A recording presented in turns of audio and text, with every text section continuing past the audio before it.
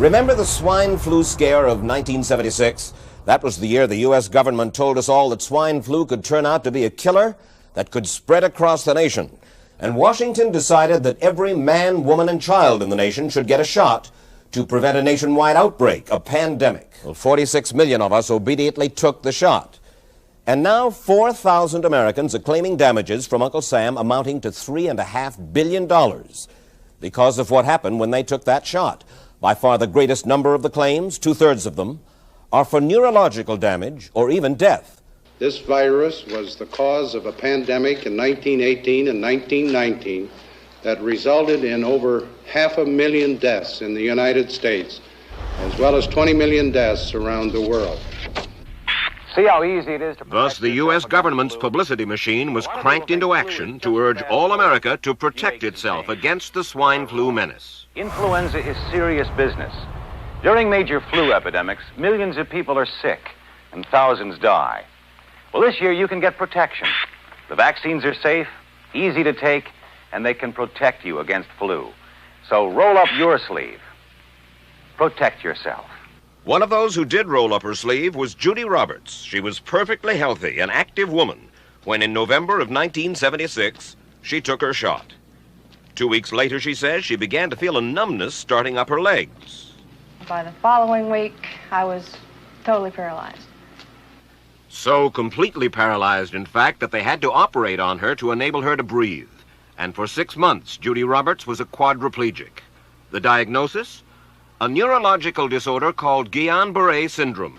This disease can even kill. Indeed, there are 300 claims now pending from the families of GBS victims who died, allegedly as a result of the swine flu shot. Judy, why did you take the flu shot? I'd never taken any other flu shots, but I felt like this was going to be a major epidemic.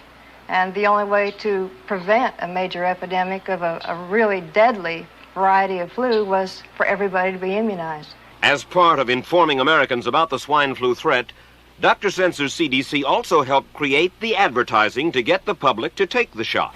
Swine flu? Man, I'm too fast to let it catch me. You'll want to be protected. Get a shot of protection. The swine flu shot. Let me read to you from one of your own agency's memos planning the campaign to urge Americans to take the shot. The swine flu vaccine has been taken by many important persons, he wrote. Example, President Ford, Henry Kissinger, Elton John, Muhammad Ali, Mary Tyler Moore, Rudolph Nureyev, Walter Cronkite, Ralph Nader, Edward Kennedy, etc., etc. Did you talk to these people beforehand to find out if they planned to take the shot? I did not know. Did anybody? I do not know. Did you get permission to use their names in your campaign? I do not know. Mary, did you take a swine flu shot? No, I did not. Did you give them permission to use your name saying that you had or were going to? Absolutely not. Never did. Did you ask your own doctor about taking the swine flu shot? Yes, and at the time he thought it might be a good idea. But I resisted it because I was leery of having the symptoms that sometimes go with that kind of inoculation. So you didn't? No, I didn't. Have you spoken to your doctor since? Yes. And? He's delighted that I didn't take that shot. Dr. Michael Hatwick directed the surveillance team for the swine flu program at the CDC. His job was to find out what possible complications could arise from taking the shot and to report his findings to those in charge. Did you know ahead of time, Dr. Hatwick, that there had been case reports of neurological disorders, neurological illness, apparently associated with the injection of influenza vaccine? Absolutely. You did? Yes. How'd you know that? By review of the literature. So you told your superiors, the men in charge of the swine flu immunization program, about the possibility of neurological disorders? Absolutely. What would you say if I told you that your superiors say that you never told them about the possibility of neurological complications? That's nonsense.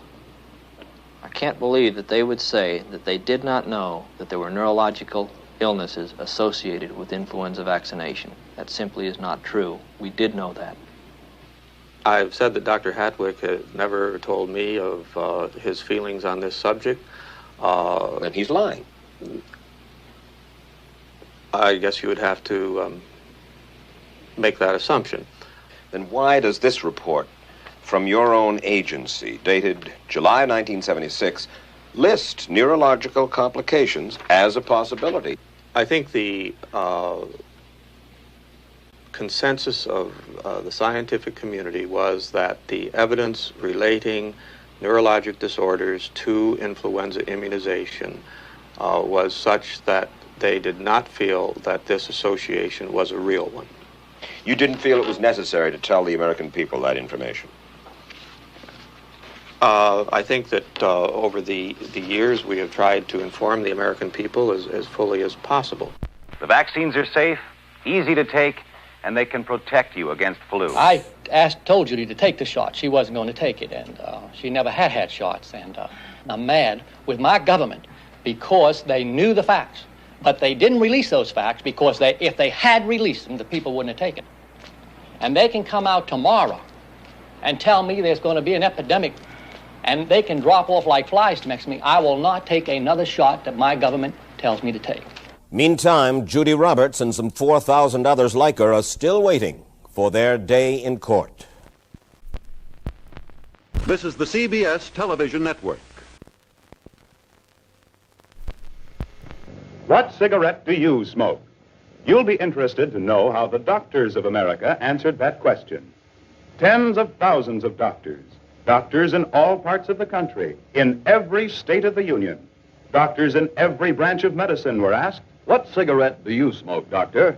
In this nationwide survey of general practitioners, surgeons, throat specialists, diagnosticians, and so on, the brand named most was Camel. Yes, according to this survey, more doctors smoke Camels than any other cigarette. Try Camels yourself. Make the one sensible cigarette test. Make your own 30-day Camel mildness test in your T-zone. Smoke only Camels for 30 days. Enjoy Camel's rich, full flavor. And see how well Camels agree with your throat. Pack after pack, week after week. See for yourself why Camels are so popular with the doctors of America. Bet you want what I got. Health appeal with a lot of help from Ultra Bright. It's a grin that shines its brightest. It's a freshness you can feel. It's a natural attraction. It's your health appeal. What makes Ultra Bright the Health Appeal toothpaste? A smile that shines its natural whitest, sparkling clean breath, and cavity-fighting fluoride.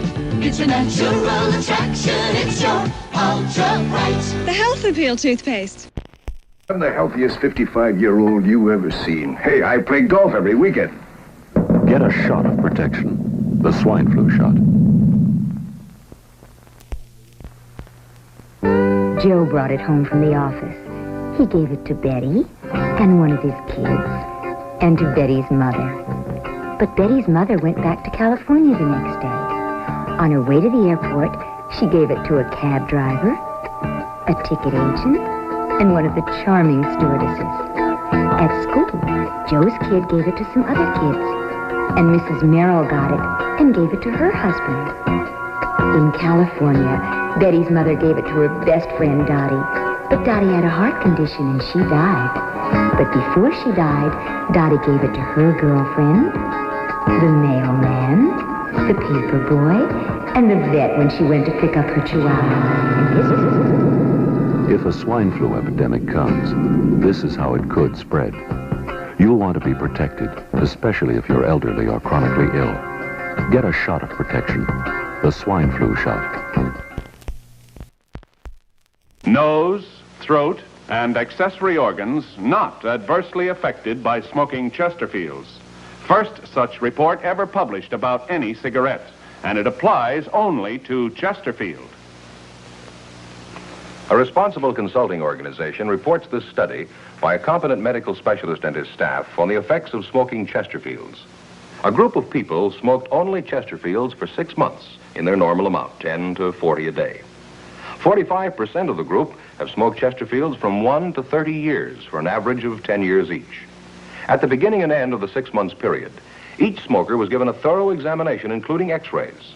The examination covered the sinuses, nose, ears, and throat.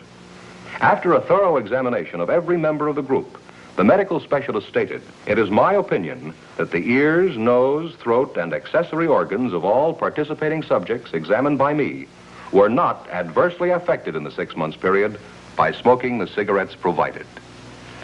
Remember this report and buy Chesterfields. regular or king size.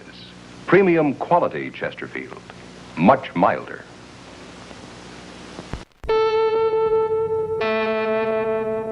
CBS presents this program in color.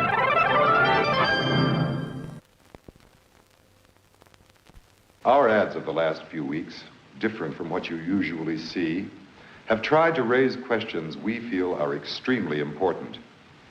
As the first generation of the technological society, we have been acted upon by forces of such power that few, if any of us, can understand. Extensive information gathering on every American, human experiments with drugs and psychosurgery, electronic surveillance, the era of the computer, invasion of privacy, growing government and corporate power over our lives, a people plagued by dehumanization, loneliness, and violence. Dramatic? Perhaps. But we are losing control of our technology and our lives. Not so long ago, people in a similar situation did not awaken to the forces around them. Are we so unwise as to do the same?